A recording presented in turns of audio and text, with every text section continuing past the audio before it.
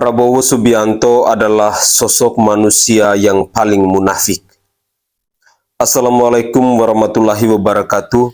Salam, Om Swastiastu, Namo Buddhaya, salam kebajikan dan salam sejahtera untuk kita semua. Saudaraku sebangsa dan setanah air, para penonton kanal YouTube-ku yang sangat saya hormati dan sangat saya cintai. Dalam muatan video saya kali ini, kembali lagi saya berbicara soal Bapak Prabowo Subianto. Dalam muatan video saya kali ini, kita akan mendengarkan bagaimana sikap licik, sikap munafik yang dilakukan oleh seorang Prabowo Subianto demi ambisi kekuasaannya. Tentu ini akan sangat berbahaya juga jika dia berkuasa di negara kesatuan Republik Indonesia ini. Seorang pemimpin biasanya lebih identik menjadi seorang hamba atau seorang pelayan. Tetapi tidak dengan Prabowo Subianto. Ambisi terbesarnya adalah ingin menjadi penguasa di negara kesatuan Republik Indonesia ini. Untuk lebih jelasnya, saya ingin mengajak pemirsa sekalian, mari kita bersama-sama menyimak cuplikan-cuplikan video yang akan saya sajikan ke hadapan pemirsa sekalian. Semoga saja ada hal-hal baru yang bisa kita pelajari dari cuplikan video ini, khususnya yang berhubungan dengan Bapak Prabowo Subianto. Siapakah Prabowo Subianto yang sesungguhnya? Sehingga netizen mengatakan bahwa Prabowo Subianto adalah sosok manusia yang paling munafik. Selamat menyaksikan. Orang mungkin awalnya suka dengan drama-drama receh seperti yang dilakukan oleh Prabowo. Tapi lama-lama juga bosen, karena kok dramanya ya gitu-gitu aja, nggak ada perkembangan. Hanya cuman dekat, rangkul, dekat, rangkul. Lah terus prestasinya apa? Gagasannya apa? Ini yang nggak bisa dijawab oleh tim sukses Prabowo yang masih sibuk memakaikan make up tebal untuk menyembunyikan karakter aslinya Prabowo. Dan pada akhirnya akan ada yang namanya titik keseimbangan baru. Memang ada pendukung Jokowi yang akan memilih Prabowo, tetapi banyak juga pendukung Prabowo yang akhirnya memilih Ganjar karena muak dengan gaya Prabowo yang begitu-begitu aja dan lebih memilih pemimpin muda yang penuh gagasan, bukan pemimpin tua yang haus jabatan dan kekuasaan. Dan ini ditunjukkan oleh hasil survei SMRC. Dia bilang Jokowi gagal, tapi kader-kadernya nggak ada yang ditarik dari kabinet. Karena kalau emang beneran gagal, pasti dia bakalan cabut semua kadernya dari kabinet Pak Jokowi. Biar dia nggak dibilang sebagai penyebab kegagalannya Pak Jokowi. Bener dong? Kalau dia nggak mau narik, berarti sebenarnya bukan gagal, tapi berhasil.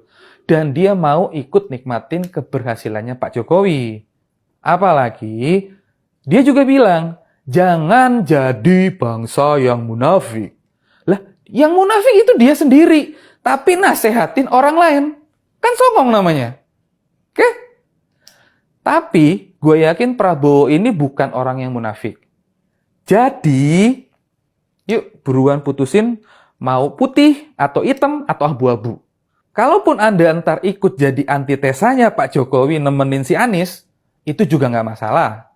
Mungkin ntar pendukung Anda malah makin beringas, makin jilatin Anda lagi supaya ngasih makanan lebih banyak lagi ke mereka. Walaupun ntar endingnya Anda kalah untuk keempat kalinya, tapi itu lebih laki. Bener kan?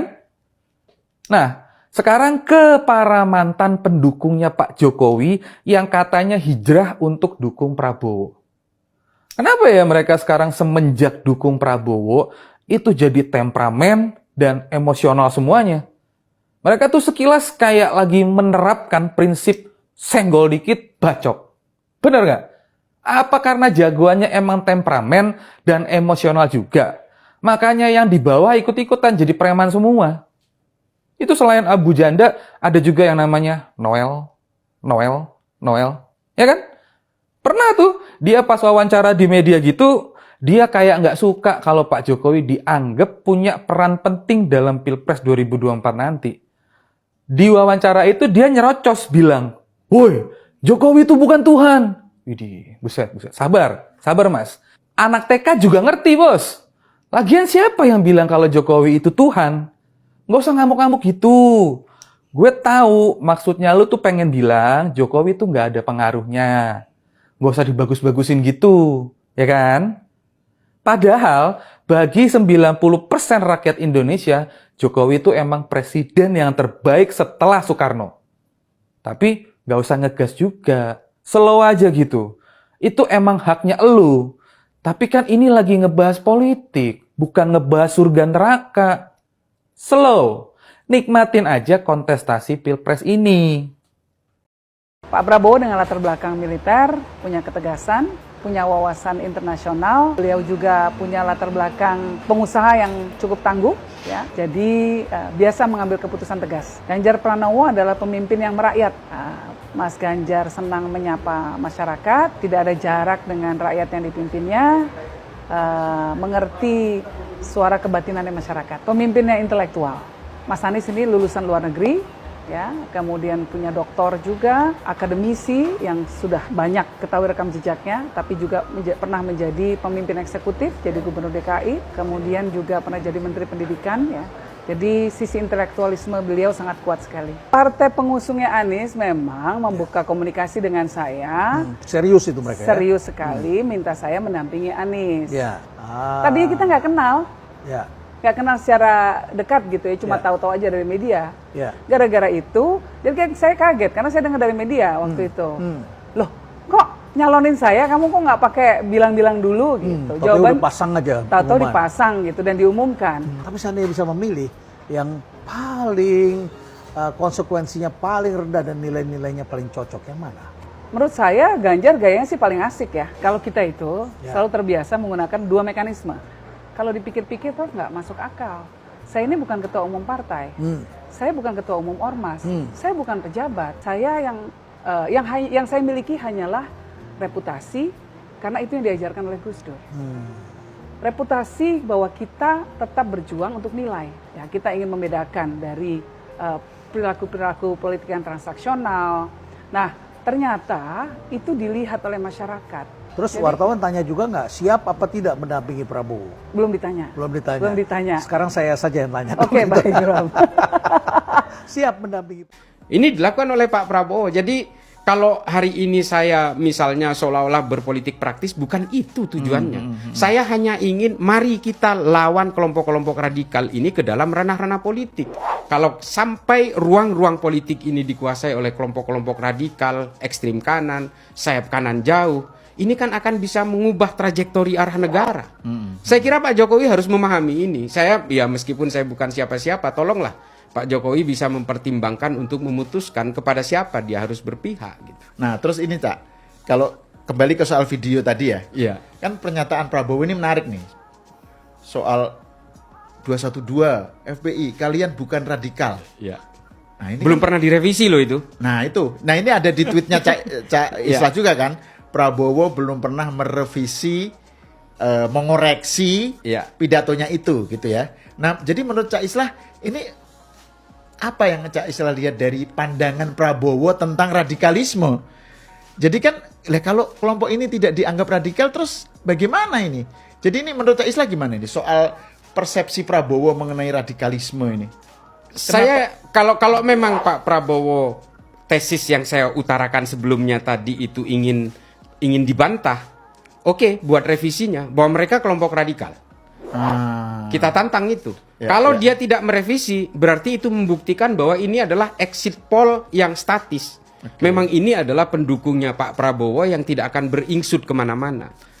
Tapi yang tidak dimunculkan ke permukaan. Jadi revisinya itu dalam bentuk Prabowo harus saat ini harus berani mendeklar bahwa kelompok-kelompok inilah adalah contoh dari kelompok radikalisme. Kelompok gitu ya? radikalisme yang memang punya cita-cita ingin mengubah arah negara ini, ingin mengubah Pancasila, ingin menjadikan Indonesia sebagai negara teokrasi, entah secara cepat atau secara perlahan. Dengan masuknya mereka ke dalam jalur-jalur politik, tidak mustahil nanti negara ini akan dirubah trajektorinya. Makanya saya bukannya anti Pak Prabowo di sini, bukan juga anti kepada capres siapapun. Saya hanya concern terhadap kelompok radikal ini jangan sampai diberikan ruang di dalam produk-produk politik kita. Ini kan bahaya. Coba bayangkan, Hindu supremasis di India hari ini betul-betul menguasai ruang, sehingga kelompok-kelompok minoritas yang hari ini betul-betul dibuai. Oh, Ganjar itu gara-gara U20 dia anti Israel dan sebagainya. Jangan terbuai dengan narasi-narasi yang sangat simplistik seperti ini. Itu persoalan lain, bukan persoalan ini. Nah, ini kan digaungkan terus supaya kelompok minoritas seolah-olah itu betul-betul harus memusuhi orang-orang yang justru melawan radikalisme. Kalau memang nanti terbuai kelompok minoritas ini, suatu saat mereka akan bersandingan dengan kelompok radikalis yang justru akan membuntungi kaki-kaki minoritas nantinya kalau mereka berkuasa. Nah, ini yang saya baca dari tulisan Rajesh King ya di dalam The Portrait of Hindutva, juga termasuk buku yang From Bullet to Ballot dan sebagainya.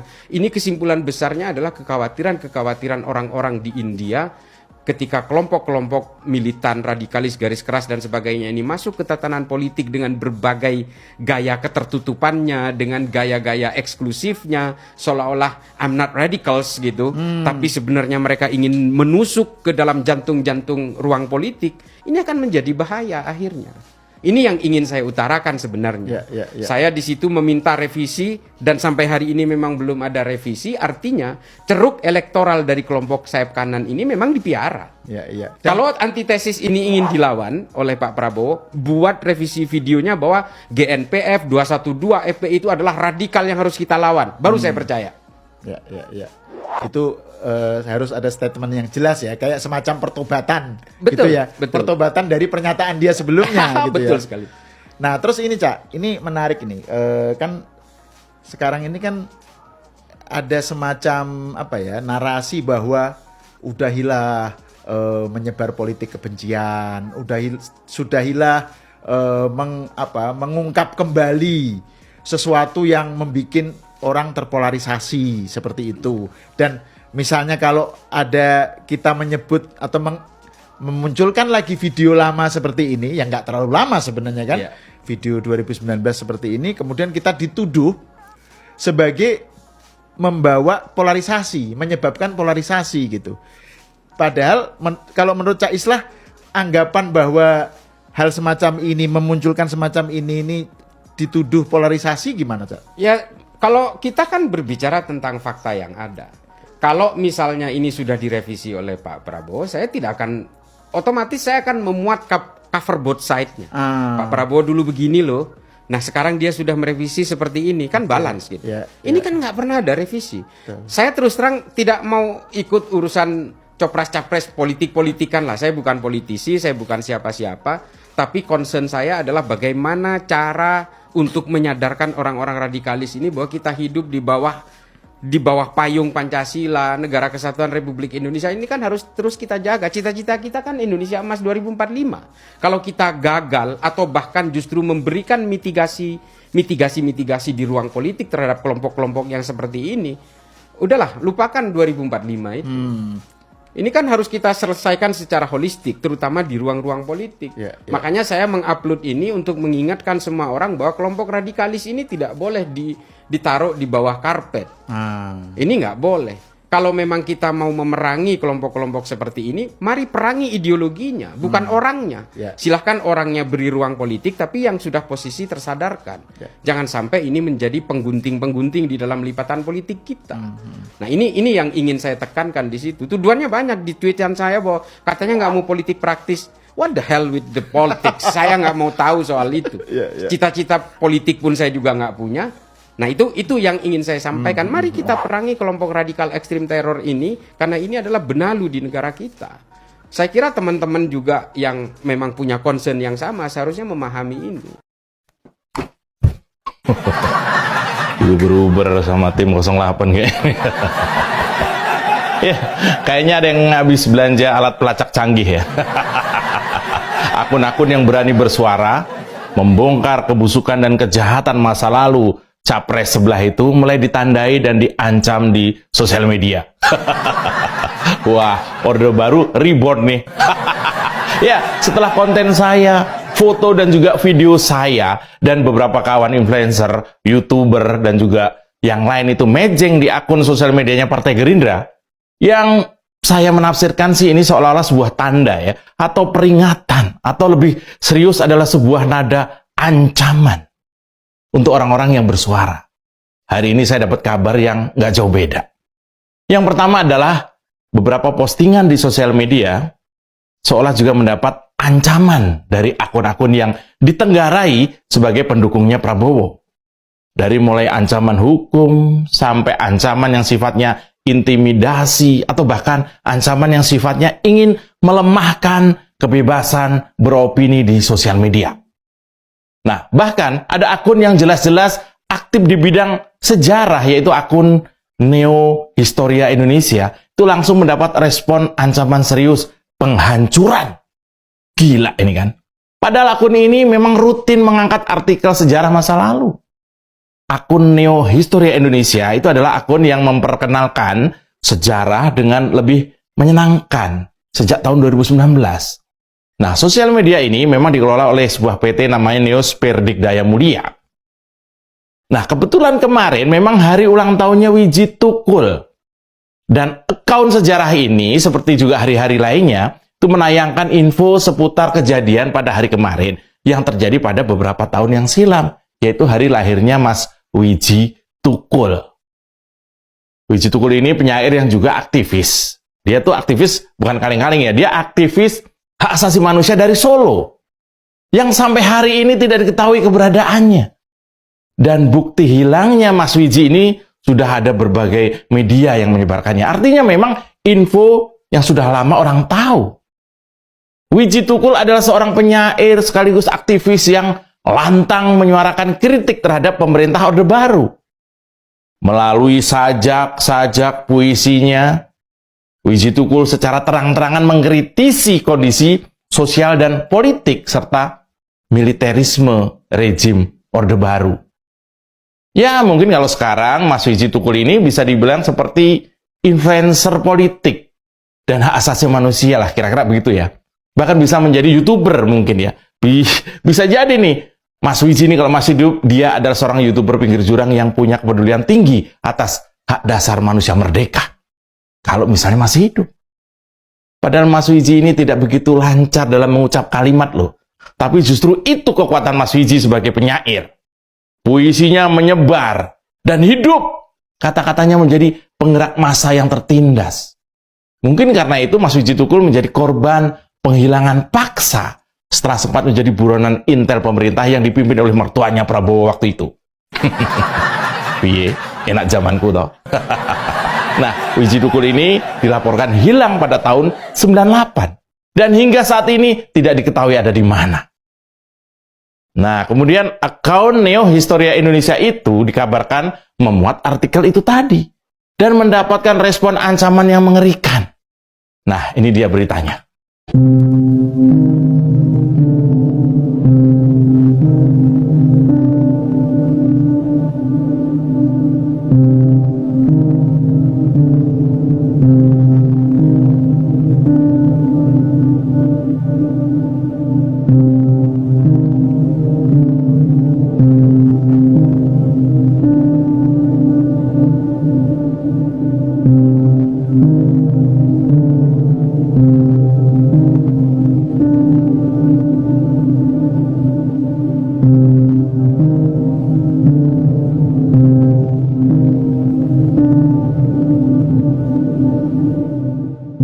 Serem sekali ya.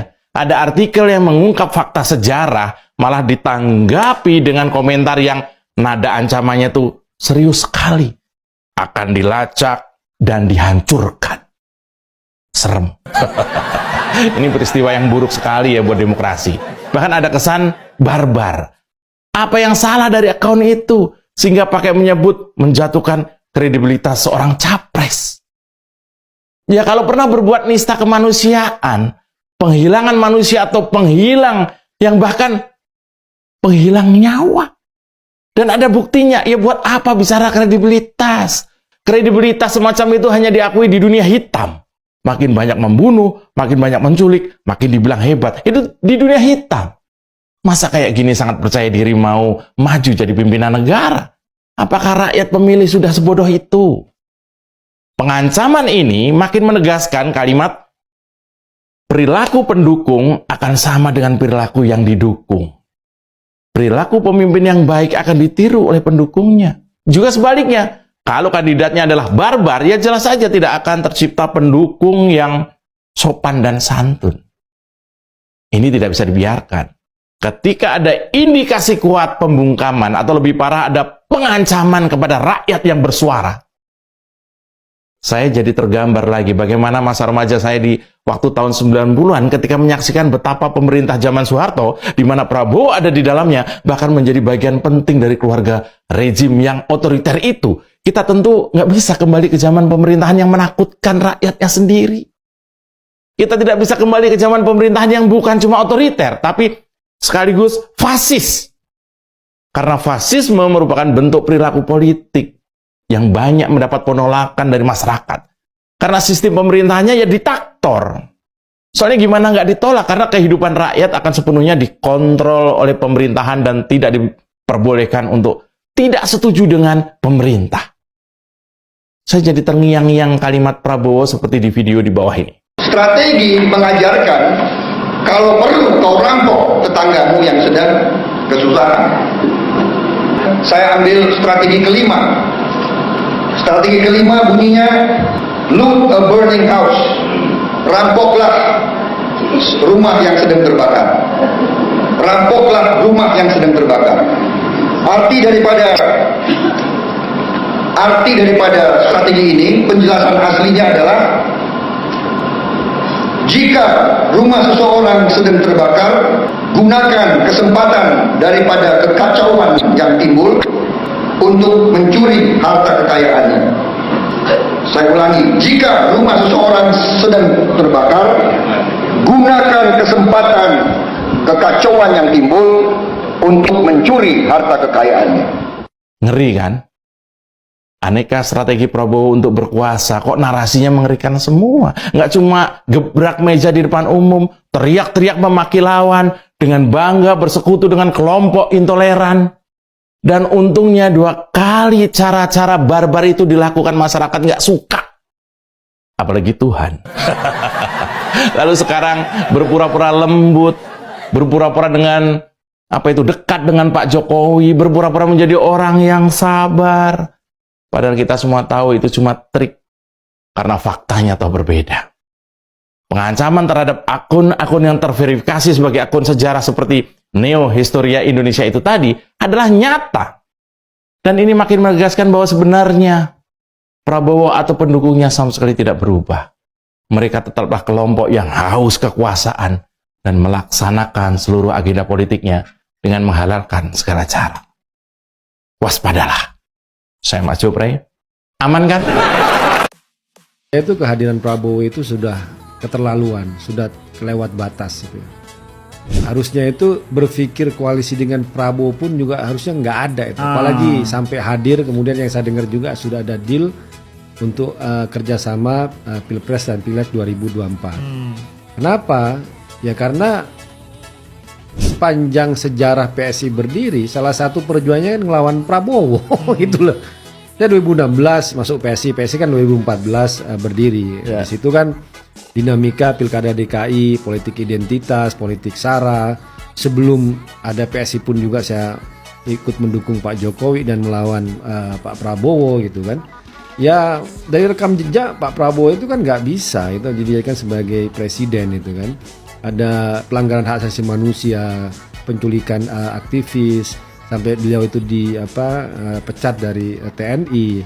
dan sampai sekarang keluarga aktivis itu masih mencari nasib mereka yang belum kembali gitu kan. Ini fakta sejarah yang nggak bisa dibantah. Ini bukan sedang melancarkan politik kebencian kepada Pak Prabowo, bukan. Tapi ini fakta sejarah yang nggak bisa dihapus dan tidak bisa diabaikan. Ya, selamat malam dan jumpa lagi di konten saya. Banyak kelompok anak muda yang masih belum percaya terkait dengan kasus penculikan di masa lalu, yaitu tepatnya di masa rezim Orde Baru, di mana saat itu Prabowo Subianto adalah salah satu yang menjadi pelakunya.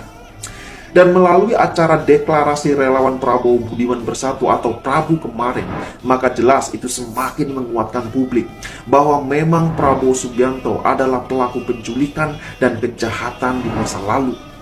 Nah, mengapa saya mengatakan demikian? Ya, alasannya cukup sederhana sekali. Karena apa? Karena pasca acara deklarasi relawan tersebut, Budiman Sujatmiko ini meminta agar apa? Agar Prabowo Subianto mau untuk meminta maaf kepada para korban penculikan satu persatu. Coba bayangkan saja, ngeri sekali kan? Lah ini kan justru semakin menunjukkan bahwa memang Prabowo adalah pelaku penculikan di masa lalu. Kan begitu logikanya. Dan hal ini juga sudah terkonfirmasi dengan pernyataan Prabowo saat pidato di acara deklarasi relawan Prabu kemarin itu. Jadi ya, saat itu Prabowo Subianto ini mengakui bahwa memang dirinya ini pernah mendapatkan tugas atau perintah untuk melakukan penculikan dan termasuk mengejar Budiman Sujatmiko. Jadi sudah firm nih, apa yang mau diperdebatkan lagi coba? Tidak ada kalau menurut saya. Ya, tapi mungkin masih ada yang belum tahu alur ceritanya itu seperti apa.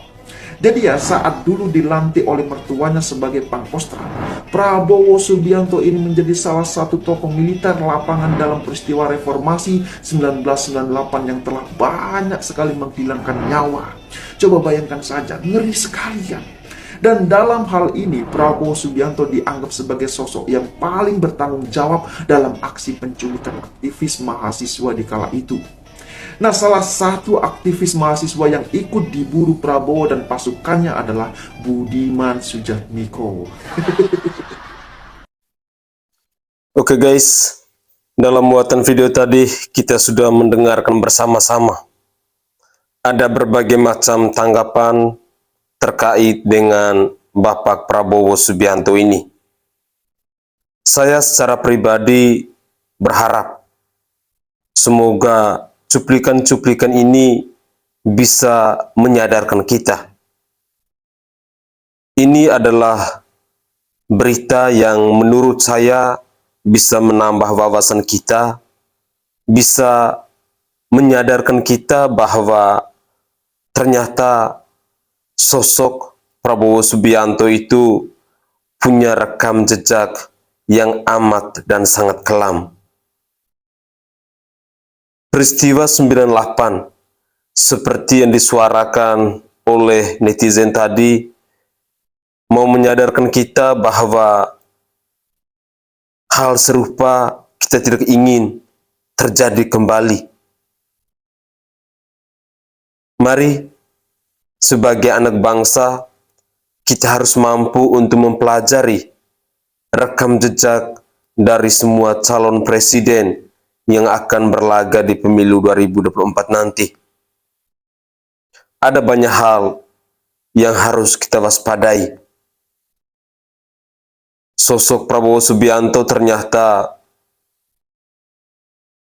pribadi yang begitu kelam, pribadi yang begitu munafik, dan pribadi yang punya ambisi yang sangat besar agar dia bisa berkuasa di negara tercinta ini. Di awal video tadi, saya sempat mengatakan bahwa seorang pemimpin yang baik itu dia akan menjadi hamba, dia akan menjadi pelayan, bukan seperti Prabowo Subianto yang ambisi terbesarnya adalah ingin menjadi seorang penguasa. Berbeda dengan Presiden Joko Widodo yang selalu menonjolkan sifat kerendahan hati, keramah tamahan dengan rakyatnya, sehingga kemanapun Joko Widodo berkunjung, rakyat pasti akan menyambut riah. Tetapi tipikal dari orang yang berkuasa itu dia akan berbuat semaunya. Karena dia tidak pikirkan rakyat. Yang dia pikir adalah ambisi, keegoan yang dimiliki dalam dirinya.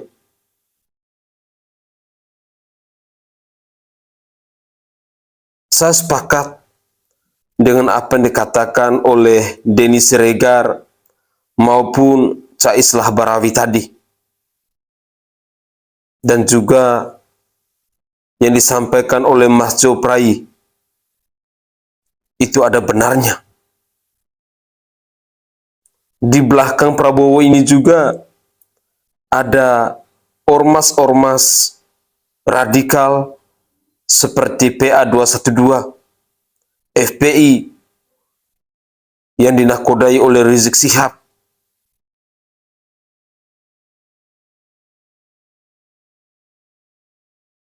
Sekali lagi, saya ingin menghimbau kepada kita semua. Semoga saja di pemilu 2024 nanti kita bisa memilih pemimpin yang pro dengan rakyat, yang dekat dengan rakyat. Mbak Yeni Wahid tadi, dia sudah mengatakan bahwa sosok yang dekat dengan rakyat itu hanya Ganjar Pranowo.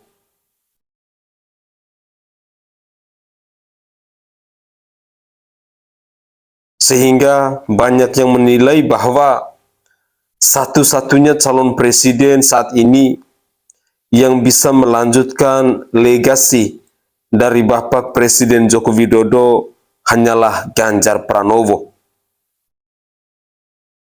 Oleh karena itu, saya mengajak kepada para pemirsa sekalian, mari kita dukung penuh Ganjar Pranowo. Jika kita merasa bahwa Ganjar Pranowo adalah pribadi yang pantas, pribadi yang mampu untuk mengayomi bangsa dan negara ini di periode 2024 sampai 2029 untuk melanjutkan legasi dari Bapak Presiden Insinyur Haji Joko Widodo ini.